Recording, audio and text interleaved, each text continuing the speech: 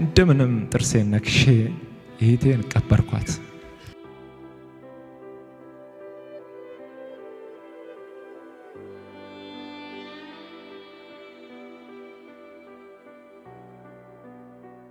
በዚህ ዘመን ኢትዮጵያ ውስጥ ሰው በሚጣላበት፣ ክርስቲያን ወንድማማቾች በማንዋደድበት፣ ሃይማኖት ሳትለይ፣ ዘር ሳትለይ፣ ቦታ ሳትለይ በዚህ ምድር ላይ ስላሳየኸው ፍቅር፣ ስለሰራኸው ስራ መቼ እግዚአብሔር በሰማይ ዋጋህን በትልቁ ቢከፍልም በጣም እንደማከብር እንደምወድህና እግዚአብሔር ይባርክ ማለት ነው።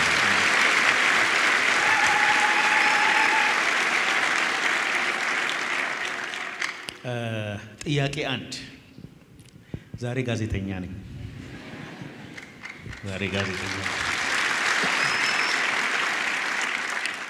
አንተ የምትሰራውን ስራ ለመስራት ሰው ዝም ብሎ ከመሬት ተነስቶ መስራት አይቻልም። የሆነ ቦታ ላይ ተነክተሃል፣ የሆነ ሰው ኢንስፓየር አድርጎሃል፣ ወይ ደግሞ የሆነ ታሪክ ይኖራልና መጀመሪያ ይሄ መስጠት፣ ለሰው መኖር፣ ማካፈል፣ ደግነት ከየት ነው የተማርከው? የት ነው ያገኘው? እንዴት እዚህ ነገር ውስጥ ልትገባ ቻልክ? እግዚአብሔር ሰው አመሰግናለሁ ስለ ጥያቄው። ከፈቀድክልኝ አንድ ነገር ብቻ ከጥያቄ ቀድሜ ልበል። እኔ እታያለሁ?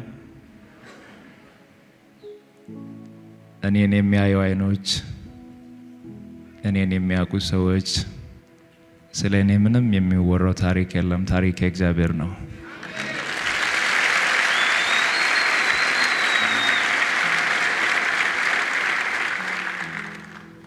ወደዚህ ስፍራ እንድንመጣ፣ እሱን እንድናገለግል፣ እንድናከብር፣ እሱ ጠብቆን ከክፉ ነገር ሰውሮ እጆቹን ዘርግቶ ወደ ቤቱ ጠርቶናል።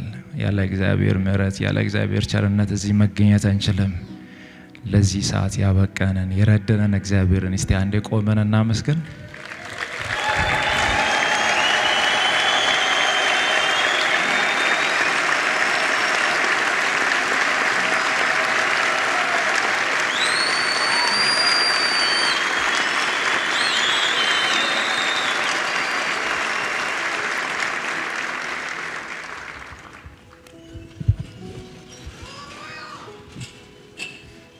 እግዚአብሔር ካላከበረ ክብር ስለሌለ፣ እግዚአብሔርን ካላከበርን ስለማንከብር ለእግዚአብሔር ክብር ስለሚገባው ነው። የእግዚአብሔር ሰው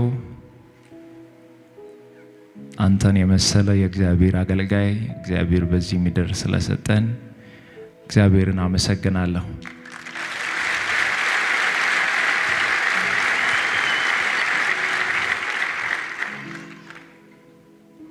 በመጀመሪያ ደረጃ የኔ መነሻም መጨረሻዬም እግዚአብሔር ነው። የኔ ክብር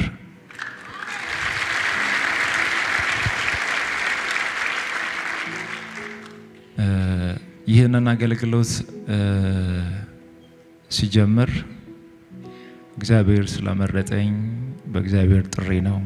እኔ ፈልጌ ያገኘሁት አይደለም። ትንሽ ነገር ብቻ በዚህ ላይ እግዚአብሔር ሰው ስለጠየቀኝ ምላሽ የሚሰጠው ለእናንተም ትምህርት ከሆነ እንድትቀበሉ። እኔ በቤተሰብ የኔ ታላላቆች አሉ፣ 3 ወንድሞች፣ እኔ 4ኛ ታናሽ ነኝ። እድሜን በእርግጥ ስንት እንደሆነ በደንብ ላይ ይቻል አቅም ታላቅ ወንድሜ እዚህ ስላለ እሱ ሊያውቅ ይችላል። እናታችን እጅግ በጣም ደግ፣ ቅን፣ መልካም እናት አሉ። አሁንም በህይወት አሉ። አባቴም እግዚአብሔር ይመስገን በህይወት አለ።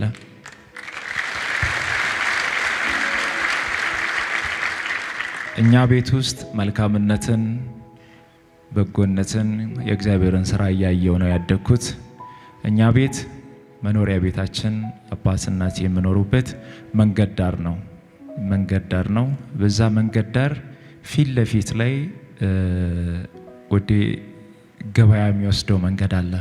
እኛ አካባቢ ላይ ከዙሪያው ያሉ ሰዎች እናቶች፣ አባቶች እቃ ተሸክሞ የሚሸጥ ነገር ይዞ ወደ ገበያ ይሄዱና ከገበያው ሲመለሱ እኛ ቤት ፊት ለፊት ላይ ሲያገኙ በጣም ረጅም ዳገት ከጨረሱ በኋላ ነው እኛ ቤት ፊት ለፊት ያለው። ያንን ዳገት ተራምዶ ጨርሶ እኛ ቤት እስከሚደርሱ ድረስ ከገበያ እስከሚወጡ በትንሹ 40 ደቂቃ ይፈጃል። በጣም ደክሟቸው የሚመጡ ሰዎች የሚያርፉበት እኛ ቤት ግቢ ውስጥ ስለሆነ ጥላ አለ። ግቢያችን እጅግ በጣም ሰፊ ነው። ስለዚህ የመጡ ሰዎች ሁሉ ያንን ዳገቱን ከጨረሱ በኋላ እኛ ግቢ ገብቶ እዛ ጥላ ላይ ያርፋሉ።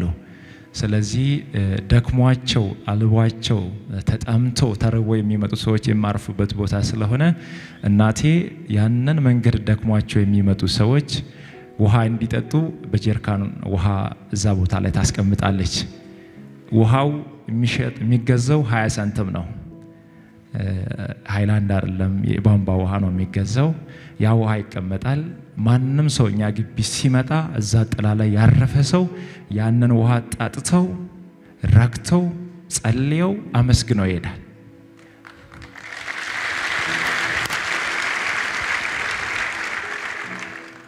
እናቴ በደንብ አስታውሳለሁ።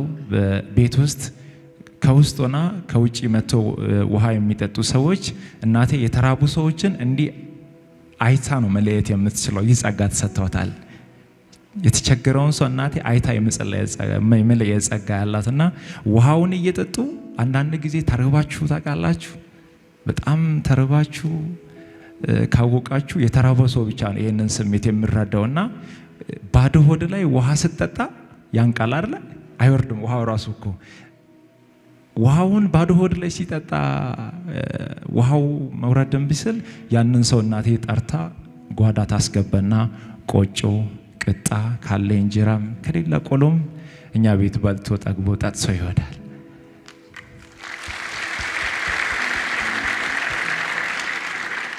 ይህንን መልካምነት እያየው አደግኩ።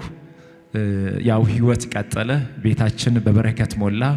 በዚህ ሁሉ እግዚአብሔርን እያመሰገንን ያው እኛ ቤት መኖሪያ ቤት ፊት ለፊት ላይ መካነ ኢየሱስ ቤተክርስቲያን ይገኛልና እዛ መካነ ኢየሱስ ቸርች ሮብ የልማት ስራ ይሰራል። ሮብ ሁሌም ልማት ይሰራል። አጥር ይታጠራል፣ መሬት ሰፊ አለ፣ ይታረሳል፣ ቤተክርስቲያን ይጸዳል፣ ወንበር ይስተካከላል።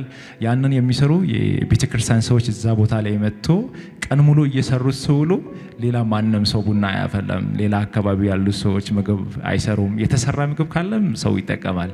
እኛ ቤት ግን አንድም ጊዜ ሳይቋረጥ ሁሌም ሮብ ለቸርች ቡና ይፈላል።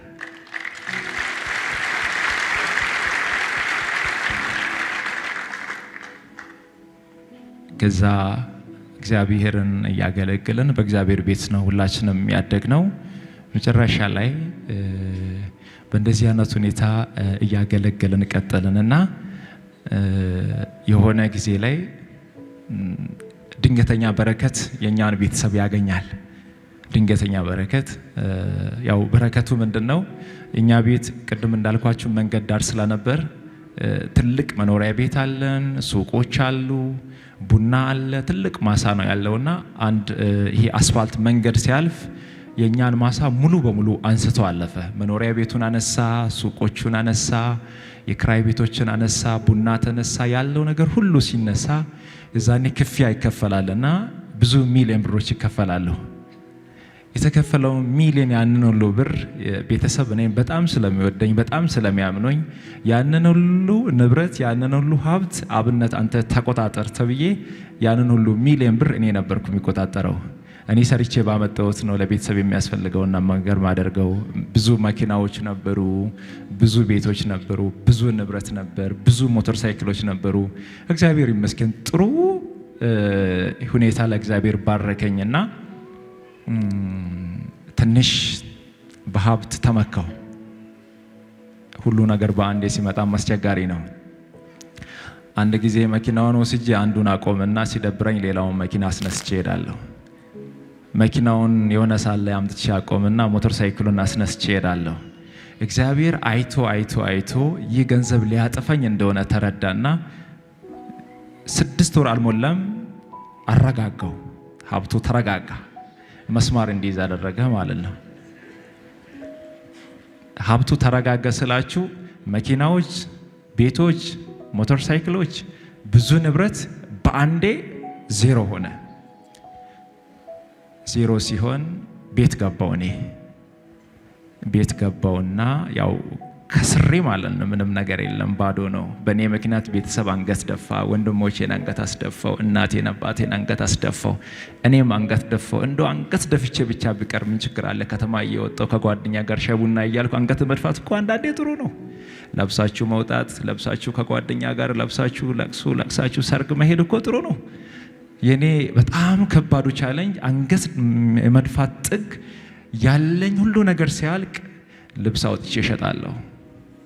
ሱሪ 50 ብር እሸጣለሁ። ጂፓስ እሸጣለሁ። አልጋ እሸጣለሁ። ሁሉ ነገር አለቀና ግራ ገባኝ።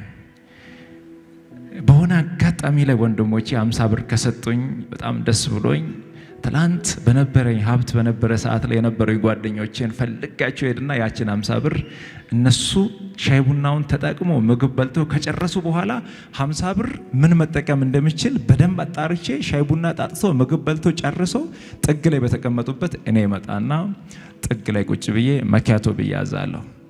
ከነሱ ጋር እኩል ከተጠጣው ከተጠቀሙ ይሄ ገንዘብ አዋጥቶ መክፈል አለ አይደለ? ያንን መክፈል አልችልማ። 50 ብር ብቻ ናት ያለች። እሱንም ልብስ ሽጬ ያመጣሁት ማለት ነው። በጣም በከባድ ስቃይ ውስጥ ገባውና ተስፋ መቁረጥ ጀመርኩኝ። ቤት ገባው። ቤት መኖር ጀመርኩ ለ1 ዓመት። ከየት ወርጄ ነው? ከዛ ላይ እነዛ መኪናዎች እነዛ ንብረት ሁሉ ነገር ከእጄ ተበትነው በዛ ሁሉ ስቃይ ውስጥ እያለው ተስፋ ቆርጬ ቤት ተደብቄ እያለው በካንሰር ታመምኩ። አሁን ደህና ነኝ እኮ እግዚአብሔር ይመስገን።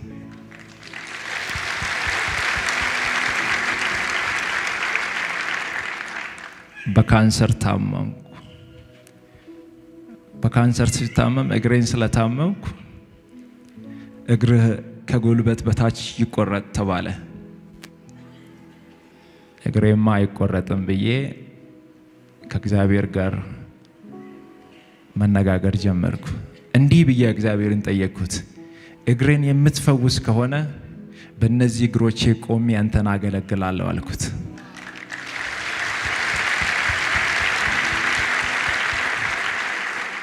እግዚአብሔር እግሬን እንዲሁ ነፃ ፈወሰው።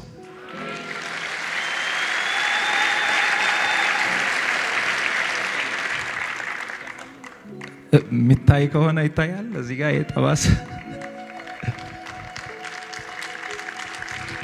ይሄኛው ቦታ ነው በካንሰር የታመምኩበትና ይሄኛው አሁን በስጋ ተሸፍነው ደህና ነኝ። በዚህ እግር ዘላለሁ፣ እንቀሳቀሳለሁ፣ ይሰራለሁ። ይሄኛው እግር ነበር ጠላት ይቆረጥ ያለው። እግዚአብሔር ግን አይቻልም ብሎ ከለከለው።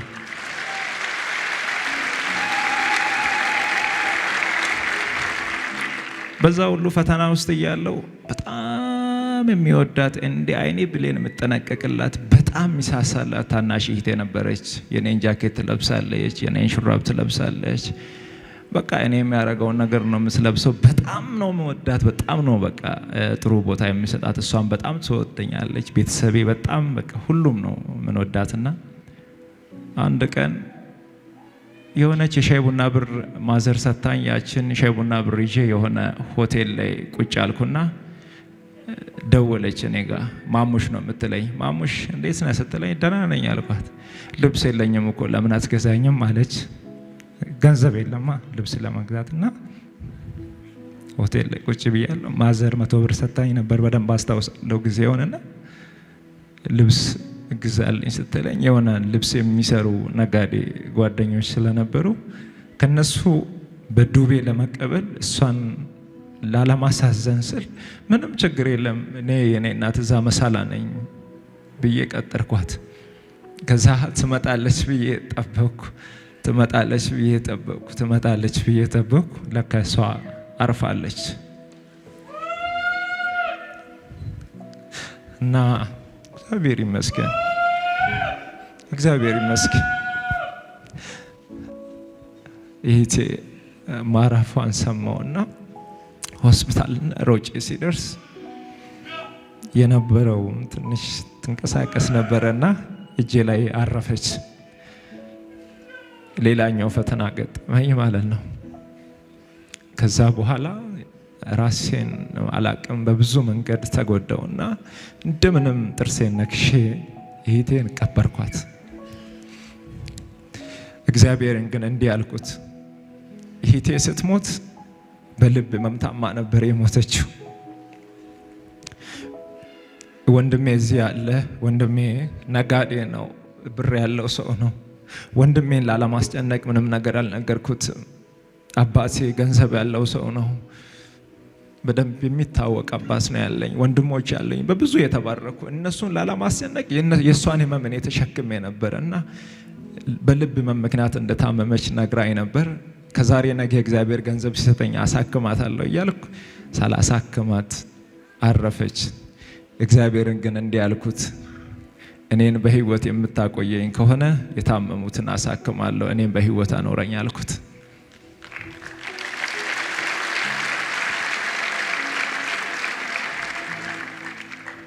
አንድ ግን ከኔ ያልተላቀቀ ከባድ ፈተና ነበር። በዛ ሁሉ መሃል ማጣት፣ አንገት መድፋት፣ ብቸኝነት፣ መራብ፣ መጠማት፣ መከፋት ከኔ ያልተለየም። ያ ሁሉ ፈተና ሲገጥመኝ ሁሉን ነገር ከጨረስኩ በኋላ አሁንም ለመመለስ በሰው ፊት መውጣት አልችልም። ኪሴ ባዶ ነው፣ ቤቴ ባዶ ነው፣ ህይወቴ ባዶ ነው። እግዚአብሔርን እንዲህ ማለት ጀመርኩት፣ ትላንት የሰጠኸኝ አንተ ነህ፣ ትላንት የባረከኝ አንተ ነህ፣ ሲሄድም እያየህ ነው፣ በነገር ሁሉ አንተ ትክክል ነህ። ከዚህ በኋላ አንድ ነገር ልለምን፣ አንድ ነገር ልጠይቅ። እግዚአብሔር አምላክ ሆይ በሰጭነት በረከት ባርከኝ። እግዚአብሔር ሆይ ኪሴ ሙሉ ይሁን።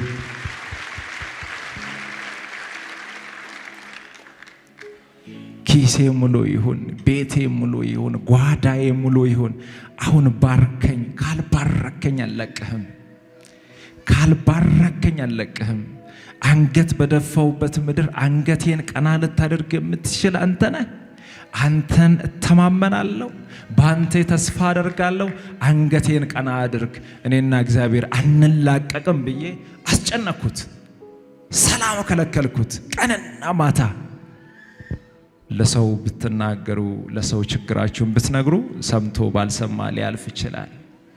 መጣ ደግሞ ሊል ይችላል። እኔ ቀንና ማታ እግዚአብሔርን ባርከኝ። አሁን በሁሉ ነገር ተፈትኛለሁ። ማጣትን አይቻለሁ፣ ማግኛትን አይቻለሁ። የሚወደውን ሰው በማጣት ተፈትኛለሁ፣ ታምሜያለሁ። በቃ ሁሉ ነገር በቃኝ። አሁን ከባረከኝ ለአንተ እኖራለሁ ብዬ እግዚአብሔርን አስጨነኩት፣ ሰላም ከለከልኩት። የመጨረሻ ውላችን ከእግዚአብሔር ጋር ከሰጠኸኝ፣ ከዚህ በኋላ ከባረከኝ፣ ከዚህ በኋላ በህይወት ካኖርከኝ የሰጠኸኝን ሁሉ ለአንተ እሰጥሃለሁ፣ ለቤት አገለግላለሁ፣ የተራቡትን አበላለሁ፣ የታመሙትን አሳክማለሁ ብዬ ለእግዚአብሔር ነገርኩት። ይህንን ቃል ከእግዚአብሔር ጋር ከገባው በኋላ የኔ ነገር አዲስ እየሆነ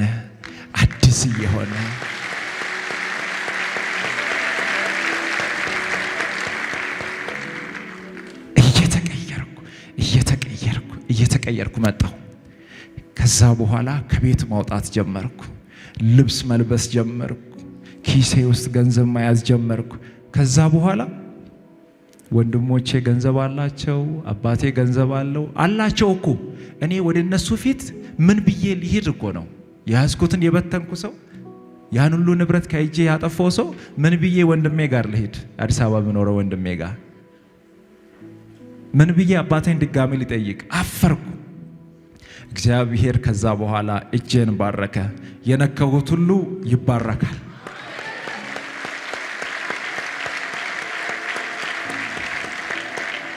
ይተርፋል ብዬ የሰራሁት ሁሉ በእጥፍ ይተርፋል።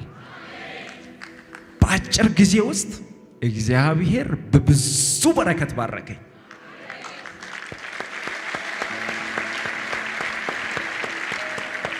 ብዙ ገንዘብ ማግኘት ጀመርኩ፣ ብዙ ንብረት መያዝ ጀመርኩ። ከዛ በኋላ እንዴት መጣ እንዴት ነበር ከየት ነው ይሄ የመጣው ብዬ ማሰብ ጀመርኩ። እንደ ትላንትናው መጥፋት አልፈልግማ። ከኔና ከእግዚአብሔር ጋር የነበረው ውል ምንድነው?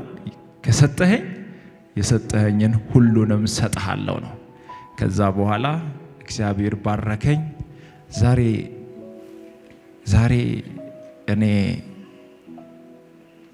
እኔ እዚህ ቦታ ላይ መቀመጥ እኮ እውነት ለመናገር የሚገባኝ ሰው አይደለሁም። እግዚአብሔር ስለፈለገ፣ እግዚአብሔር ስለወደደኝ ነው። የእግዚአብሔር ጊዜ ስለሆነ ነው።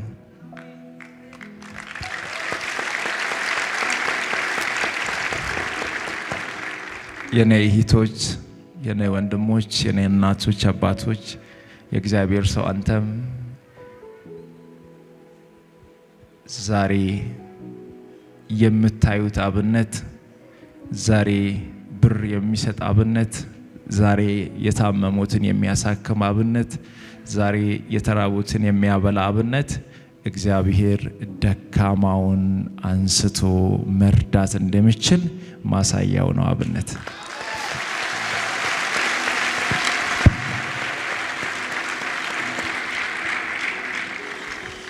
ዋው! የመጨረሻ ጥያቄ ልጠይቀው። በአንተ የእግዚአብሔርን ምሕረት የእግዚአብሔርን ፍቅር አይተናል። በእውነት በዚህ ዘመን ለካ እግዚአብሔር ሰው አለው፣ ለካ በፍቅርም የሚንቀሳቀስ የሚኖር ሰው አለ የሚል ማሳያ ነህ አንተ። እና እንዲሁ ለወጣቱ፣ ለተቸገረ፣ ለታመመ፣ ተስፋ ለቆረጠ፣ እግዚአብሔር በእኔ ሊሰራ አይችልም ላለ፣ ከራሱ አልፎ ከሞት አልፎ ሰው ለብዙዎች መትረፍ እንደሚችል አንተ ማሳያ ነህና ምን ትመክራቸዋለህ? በዓለም ዙሪያ ይህንን ቪዲዮ የሚያዩ አንተን የሚወዱ በሚሊዮኖች የሚቆጠሩ ሰዎች አሉና መጨረሻ ላይ የምትመክራቸው ነገር ካለ? በመጀመሪያ ደረጃ እኔን እየረዳኝ ያለው የሚረዳኝ እግዚአብሔር ነው። የሰው ልጅ በአቅሙ ሊበረታ አይችልም። በእውቀቱ የሚፈልገውን ነገር ማሳካት አይችልም። በሀብት የፈለገውን ነገር መግዛት አይችልም። በእግዚአብሔር ፈቃድ ነው ሁሉ ነገር የሚሆነው። ከዚህ በተጨማሪ ግን ከኔ ህይወት ምን መማር ይቻላል? አብነት ህይወቱ ይናገራል። አብነት ኑሮ ይናገራል። ከዚህ በኋላ ሁሉ ነገር በቃኝ፣ እኔ አልፈልግም፣ በቃኝ። በእኔ ምክንያት የሆነች የታመመች እናት ታክማለች።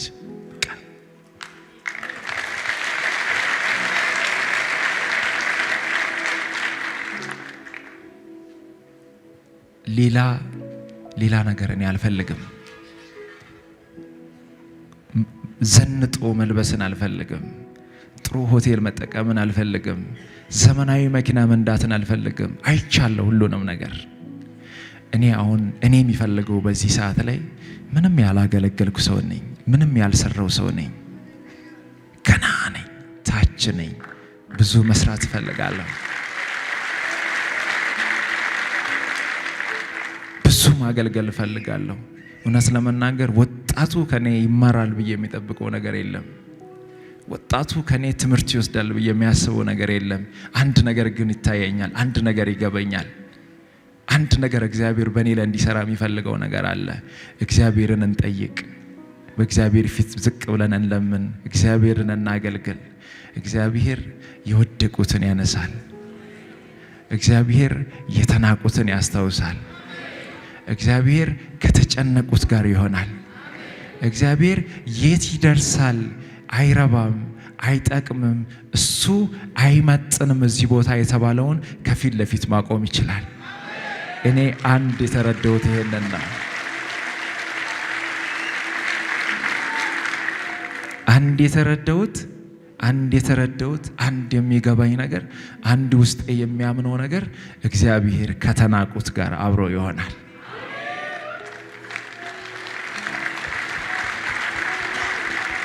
እግዚአብሔር የወደቁትን ያነሳል።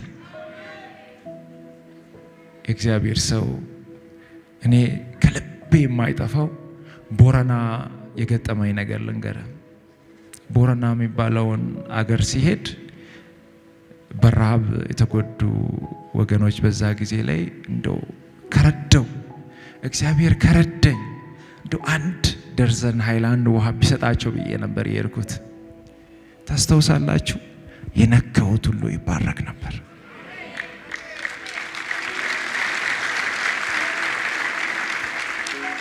ዝነኛ ስለሆንኩ ነው? ሀብታም ስለሆንኩ ነው? ተጽዕኖ ፈጣሪ ሆኜ ነው? አይደለሁም። ደካማ ሰው ነኝ።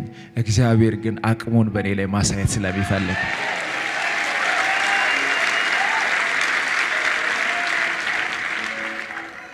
ጎፋ በመሬት መንሸራተት ምክንያት ያ ሁሉ ሕዝብ ሲያልቅ አብነት እዛ ቦታ እንዳትገባ እንዳትረግጥ፣ ያ ቦታ ይሰምጣል፣ ትሞታለህ፣ ውጣ። እግዚአብሔር ሆይ እኔ እገባለሁ፣ አንተ ቀድመህ ግባ። እግዚአብሔር ሆይ የጎፋን ነገር ለአንተ አሳልፍ የሰጠው አንተ ተናገር። እዛ ቦታ ላይ የኔ ክብር እንዳይታይ ያንተ ክብር ከፍ ብሎ ይታይ። የኔ ስም እንዳይጠራ በእኔ ላይ ያንተ ስም ይጠራ። የማገለግለው አገልግሎት፣ የሚሰራው ስራ፣ የኔ እንቅስቃሴ እውነት እውነት እውነት እውነት እውነት እውነት ነው የምላችሁ። አንዱም በእኔ አቅም አይደለም፣ በእግዚአብሔር ነው።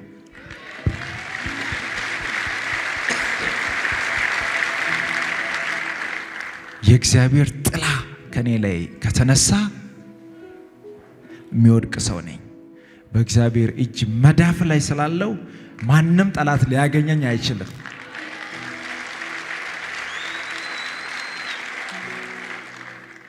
እኔ አንድ ልላችሁ የሚፈልገው ራሳችሁን ዝቅ ዝቅ አድርጉ። ያላችሁን ነገር ስጡ፣ ይሰጣችኋል። አገልግሉ፣ እግዚአብሔር የእናንተን ቤት ያገለግላል። ከኖራችሁለት እግዚአብሔር እናንተ ጋር ይኖራል። ባለፈው ቅርብ ጊዜ ላይ ታመምኩና ተስፋ ቆረጥኩ። እግዚአብሔር ሰው ካንተ አልጠብቅም፣ ከናንተ ባልጠብቅም ተስፋ ቆረጥኩ። ብዙ አመታት ታምሜያለሁ። መቀመጥ አልችልም፣ መቆም አልችልም፣ መስራት አልችልም። በጉልበቴ ተንበርክኬ ነው መኪና ውስጥ ረዥም መንገድ የሚሄደው። በጣም ከበድ ስለኝ ተኛውና ከባድ ጭንቀት ውስጥ ገባው።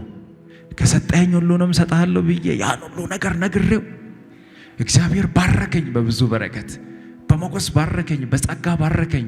መልካም ሰዎች እንዲከተሉኝ እንዲያግዙኝ አደረገ። እንደው እግዚአብሔር ሆይ ብጠራኝ እነዚህ ያንተ አገልጋዮችን እኔ ይዤ ነው የሚጠፋው። በሚሊዮኖች የሚቆጠሩ ሰዎች አገልግሎትን የሚደግፉ አለዋ። እኔን አይደለም የሚከተሉት እኮ የራእዩ ባለቤቶች አሉ። ኢትዮጵያውያን አገር ውስጥ ያሉ ከሀገር ውጭ ያሉ በእኔ ላይ የሚጸልዩ በእኔ አገልግሎት ላይ ቀን ማታ የሚጸልዩ በእግዚአብሔር ፊት የሚያስቀምጡ። ጭንቀት ውስጥ ገባውና ወዲያውኑ ቲክቶክ አካውንቴ ላይ ወደ 4 ሚሊዮን የተጠጋ ተከታይ አለ። ፌስቡክ ላይ 1 ሚሊዮን ያለፈ አለ። ዩቲዩብ አለ፣ ኢንስታግራም አለ። እኔ ሲጠፋ ይሄ ህዝብ መጥፋት የለበትም። ካዜናዎችን ገዛውና አንደኛው ካዜና ላይ ሰው ጋር አስቀመጥኩና ኢሜሉን፣ አንደኛው ካዜና ላይ ሰው ጋር አስቀመጥኩና ፓስወርዱን፣ አንደኛው ካዜና ሰው ጋር አስቀመጥኩና ሲም ካርዱን የተከፈተበትን። እኔ ከሌለው እኔ ጋር ያሉ በጎ ልብ ያላቸው ሰዎች የእግዚአብሔርን አገልግሎት ያስቀጥላሉ። የኔ ተከታይ ከኔ ጋር እኩል አይሞት። እግዚአብሔርን ያገለግላል። የኔ ሚዲያ እግዚአብሔር ይመለክበታል። ይህንን ማስተካከል ጭንቀት ውስጥ ገባው። መኪና እጄ ላይ አለ፣ ዘመናዊ ስልኮች እጄ ላይ አለው። እግዚአብሔር የባረከኝ በረከት እጄ ላይ አለ። ከሰጠኝ ሁሉንም ሰጣለሁ ብዬ ለእግዚአብሔር ነግሬዋለሁ። በጣም ከበድ እያለኝ ሲመጣ ቤተሰቤን ሰብሰብ አደረግኩና ወንድሜ እዚህ ጋር ምስክር ነው፣ በድንገት ቢሞት እግዚአብሔር ለኔ የሰጠውን ሁሉንም ለድሃ ስጡ፣ ካልሰጣችሁ በሰማይ በምድር እግዚአብሔር ይጠይቃችኋል። ወንድሜ ብያለሁ አላልኩም?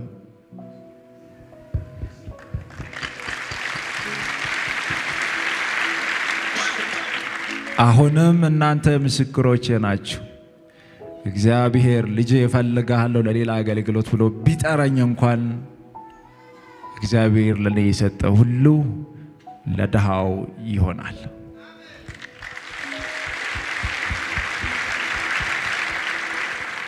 ታዲያ ከኔ ምን ተማራችሁ? ገንዘብ አለ፣ ስልጣን አለ፣ ስም አለ፣ ሁሉ ነገር የሚቀር ነው። ሁሉን ነገር የምትተውት ነው። የሆነ ጊዜ ከበድ ብሎ ሲመጣ፣ የሆነ ጊዜ ጨንቋችሁ፣ የሆነ ጊዜ ሁሉ ነገር ተሰብስቦ ሲመጣ ሁሉ ነገር አንድ ይሆናል። የምንሄደው ወደ እግዚአብሔር ጋር ነው። ያለንን ነገር ሰብስበን ወደ ሰማይ ይዘን አንሄድም። የተሰጠን ኪሳችን ሙሉ የሆነው፣ ቤታችን ሙሉ የሆነው፣ አካውንታችን ሙሉ የሆነው እግዚአብሔር ለሌሎች ለሌላቸው እንድንሰጥ እንጂ እንድትጠቀሙበት አይደለም። ባላደራዎች ናችሁ። ለእግዚአብሔር ቤት የተሰጣችሁን ስጡ፣ ድሃውን መግቡ። በየሆስፒታሉ ታሞ ገንዘብ በማጣት ምክንያት ለሚሞቱ ሰዎች ገንዘብ ስጡ፣ ይታከሙ። እግዚአብሔር ደግሞ በእጥፍ ይሰጣቸዋል። የኔ ህይወት ይሄ ነው። በጣም ነው የማመሰግነህ። ሰው የኖረውን ሲናገር በጣም ደስ ይላል። በምድር ላይ እድለኛ ከሚባሉ ሰዎች አንዱ አንተ ነህ። ምክንያቱም ሰው ሁሉ ለራሱ በሚኖርበት ዘመን ለሰው ለመኖር የእግዚአብሔር ጸጋ የረዳ ሰው ስለሆንክ በጣም የምትገርም